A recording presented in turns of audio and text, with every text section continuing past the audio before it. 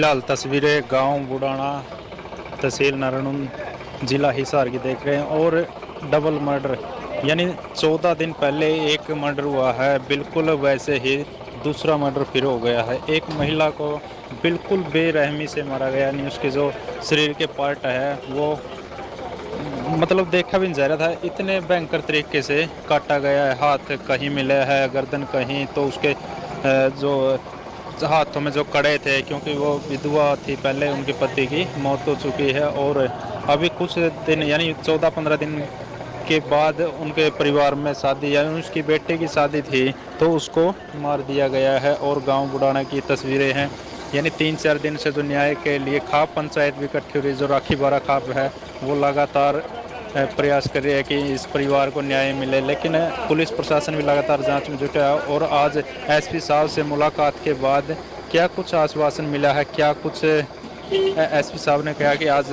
जो कमेटी बनाकर मीटिंग बुलाई थी, उस मीटिंग में क्या कुछ फैसला रहा है, और अभी जो उस महिला का अंतिम संस्कार किया जाएगा, तो ये देख सकते हैं।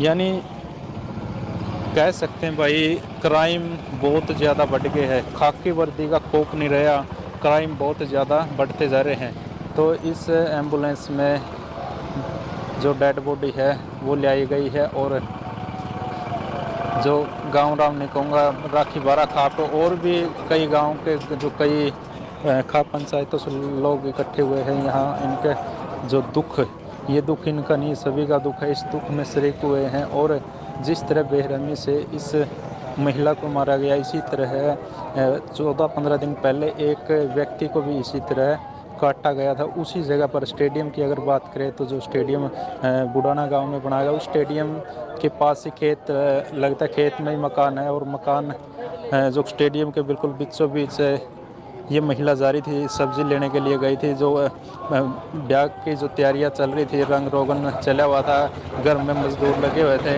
तो ये सब्जी लेने के लिए और जो घर का सामान लेने के लिए जब नारनूंद गई, तो नारनूंद से वहाँ सीसीटीवी में दिख गई, लेकिन उसके बाद इनका कोई अता पता नहीं चला।